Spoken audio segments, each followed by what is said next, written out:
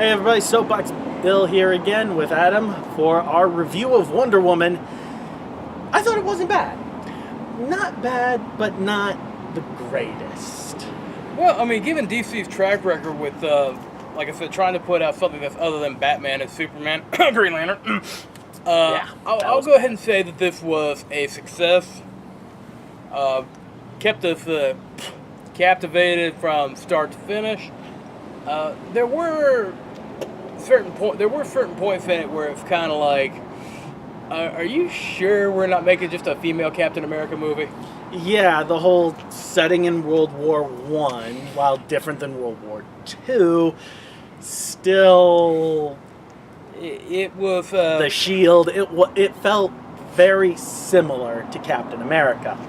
Yeah, and I mean, I'll go ahead and say, for what it's worth, it was decent storytelling.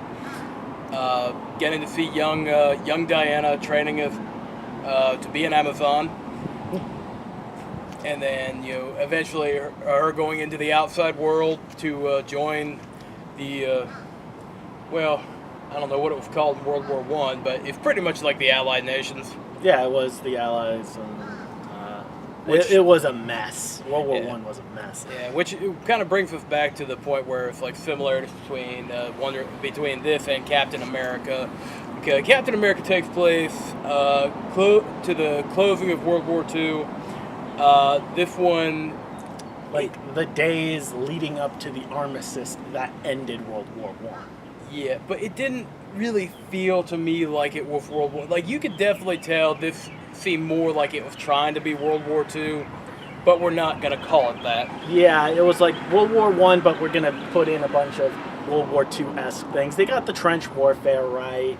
They got the big things in World War I was, the mustard gas and the machine guns and just people being destroyed, and they got that, but... And the reason I think a lot of the reason why we think they were leaning more towards World War II is because the comic book source material, she goes to fight Hitler during World War II, but the studio opted to make it World War I because they didn't want to make it too much like, hey, we're telling the same story as Captain America. Yeah, because DC can't afford to have that kind of publicity on them. And then I'm surprised they went with both of her backstories. They did the whole she was molded out of clay and that she's the daughter of Zeus, fitting both of them into the movies into one movie. Because usually that's like it's revealed later that she's the daughter of Zeus, and that causes a personal upheaval, similar to what Captain America went through in Winter Soldier, finding out that Bucky was alive, and similar things that heroes go through. Yeah, and I'll be the first to say that integrating both of her backstories was very crucial because, like you said, I mean, they had me convinced that was her backstory. That's where she came from,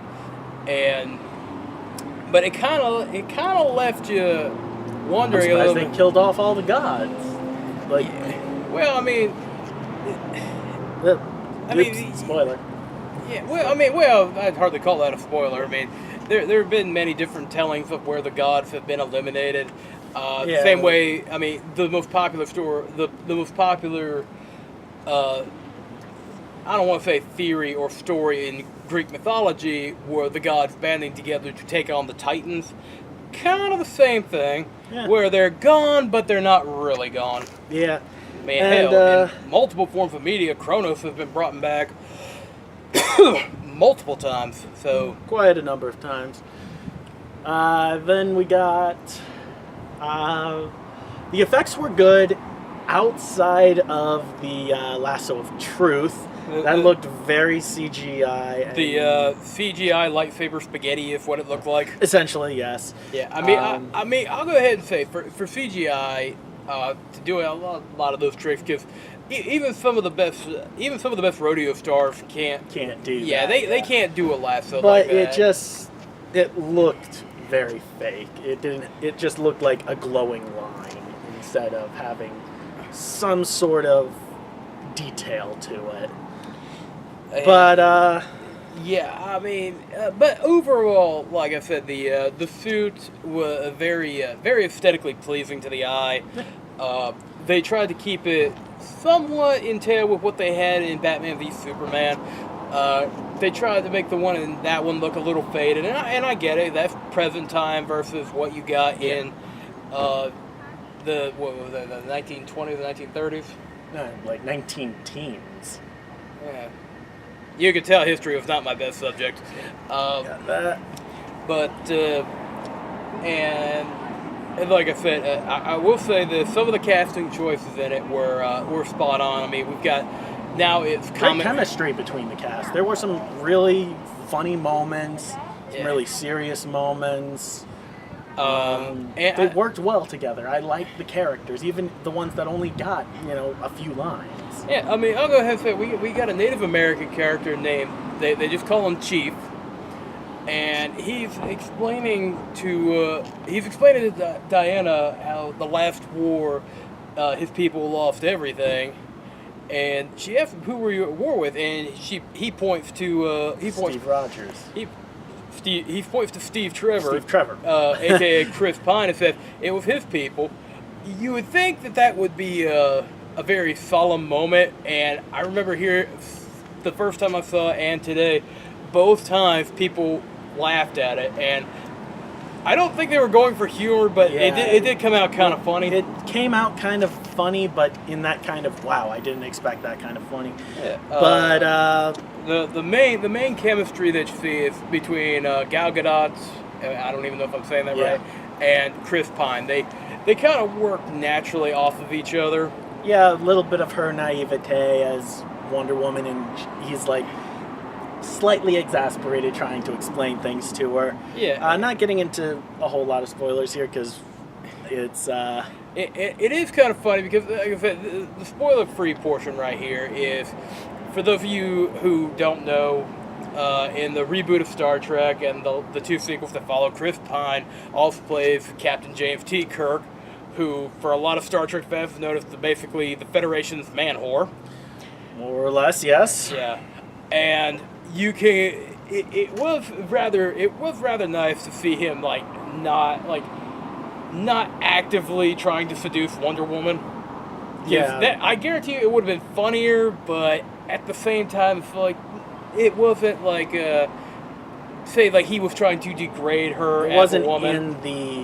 It wasn't appropriate for the setting and the theme they were going for. Yeah, because at the time there weren't much in the way of equal rights for men and women. Yeah. So it's kind of like... It wasn't like New 52 reboot when Wonder Woman decides to come out as a champion.